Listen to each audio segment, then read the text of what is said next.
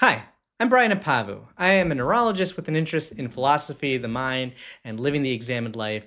And today I want to tackle an idea that has shaped both my work and my worldview to this point, and that is something called reification. What is reification? It's when we treat something abstract, an idea, concept, measurement, or model, as if it were something concrete, a physical thing that exists independently in the real world. In philosophy, logic, and science, that's often a fallacy because the thing that exists only exists as a conceptual tool, and mistaking it for reality can distort how we think and decide. As a clinical neurophysiologist, a big part of my clinical work is reading EEGs, or what we call electroencephalographic studies. Now, these are clinical monitoring studies that we use very frequently to evaluate very complex brainwave activity. In the hospital setting as well as the clinic setting, the most common reason we do this is to evaluate for seizures. There are seizures that are electroencephalographic, meaning that that patients may not have obvious symptoms, but we can recognize them on EEG.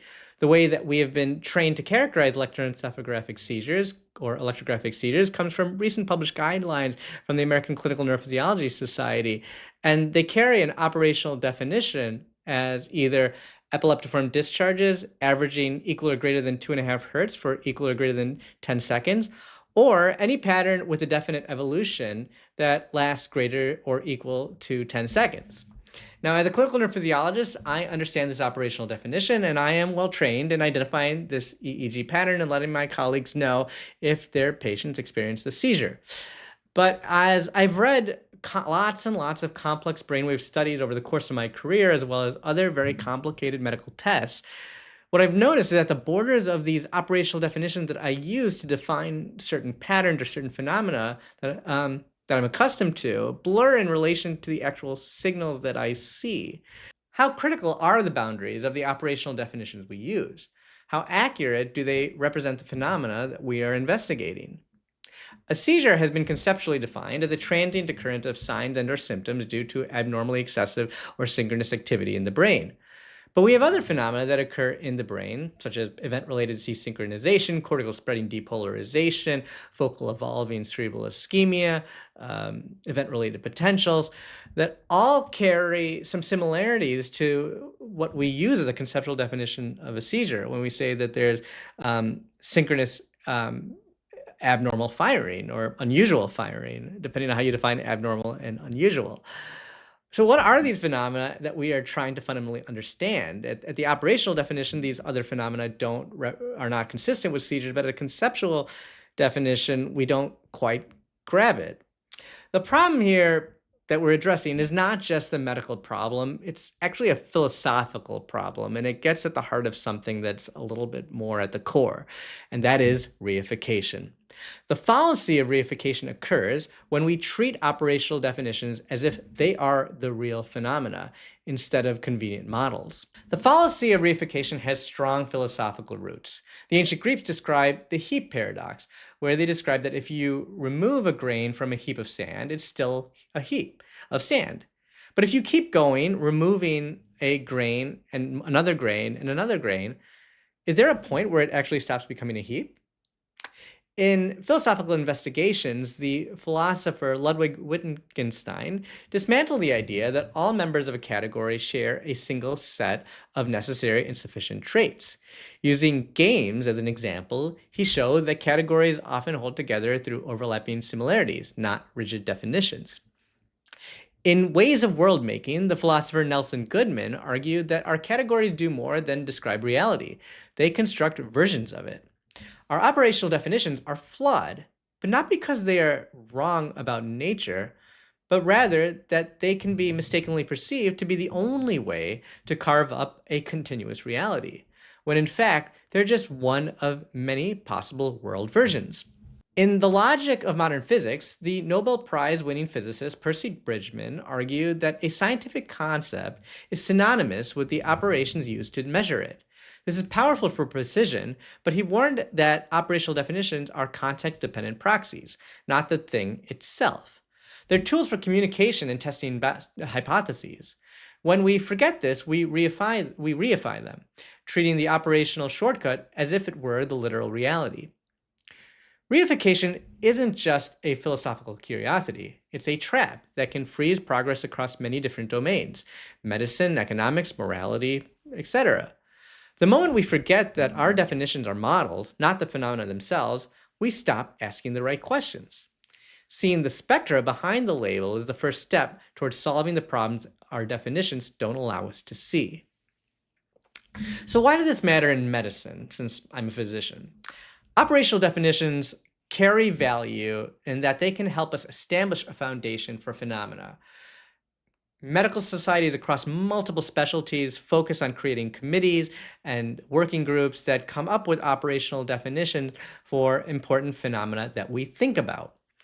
The operational definition of an electrographic seizure allowed us to do important studies that show that electrographic seizures are common in brain injured patients and that they are associated with metabolic crises and worsened outcomes. This has helped improve the way that we monitor and treat seizures in neurocritical care. An important operational definition in neurocritical care that we also use besides electrographic seizures is something referred to as cerebral perfusion pressure. An important goal in the care for brain injured patients is to make sure that they have adequate blood flow going to injured parts of their brain. We historically have not had great technology to continuously monitor blood flow in the brain, but we developed an operational definition of cerebral perfusion pressure to represent the difference between mean arterial blood pressure and intracranial pressure, MAP minus ICP. This operational definition has provided us foundational science that allowed for us to see that low calculated cerebral perfusion pressure values, or CPP values, are associated with worsened outcomes in brain injured patients. But in using these operational definitions dogmatically, or thinking of them that way, we've run into a ceiling in our progress. To date, we have no high-level evidence randomized controlled clinical trials that show us that treating electrographic seizures improves clinical outcomes in patients. Nor do we have similar clinical trials that are high-level demonstrating that improving calculated values of cerebral perfusion pressure improve outcomes of brain-injured patients. Why is it then that we can see strong associations of these markers to outcomes in observational studies, but yet we haven't found or figured out a way to translate this information to high-level evidence therapies? Fundamentally, we want to treat seizures in brain-injured patients to reduce the cellular damage that can occur from abnormally firing brain activity. We fundamentally want to provide adequate blood flow to the injured brain, not just target a number that we formed from an equation. If we mistake our operational definitions for the phenomena themselves, we risk optimizing the map while ignoring the territory. In doing so, we may miss the very mechanisms we set out to heal. Like I said earlier, the fallacy of reification matters more than just to medicine. Let's take an economic issue, the issue of money. Money serves two fundamental purposes. It is both a medium of exchange and a store of value. As the CEO of Strike eloquently describes, money is our time and energy in an abstracted form. It is a unit of account of our stored energy that can be transformed across space and time. Every country, however, characterizes money as a unit defined by a government decree and backs it by trust in that government authority. In accepting this, we reify the concept. By mistaking the symbol for the thing, we risk building economic policy and personal financial decisions around the nominal count of dollars rather than the real purchasing power that we intended for it to secure. In our world, we experience skyrocketing inflation where the price of goods and services increase beyond the nominal wages for most individuals. People are struggling to save money in the current age, and yet younger people are crippled with debt and without the means to improve their financial situation. Across the world, governments act together in setting monetary policy that is inflationary in nature, where global debt grows and each generation has to work more to obtain less than their predecessors. We might see assets and wages go up in terms of a government currency, a fiat currency, and we think that it actually went up in value. But here, the fallacy of reification can create an illusion of value. Assets like Bitcoin offer opportunity to hedge against this inflationary monetary policy with technical properties that are needed for sound money: portability, durability, divisibility, fungibility, scarcity, and censorship resistance. When we can evaluate entities that carry characteristics of that more efficiently model to the true nature of money, we can identify powerful ways to store our productive energy and transform it across space and time into the future toward things we truly care about. Operational definitions provide us with the foundation to create models and solve some of our biggest problems, but they can limit us to further progress if we don't understand what we create. If we want to solve our hardest problems in medicine, economics, ethics, or other domains, we have to do a number of things. One, we have to recognize our definitions as tools, not just dogma. We have to question whether our operational cutoffs capture the underlying phenomena that we wish to explore.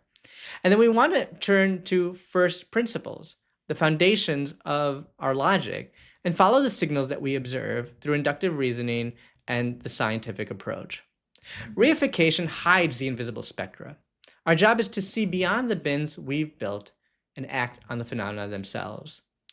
I hope you've enjoyed this video. If you did, please like it and subscribe to my channel, and we'll talk again soon.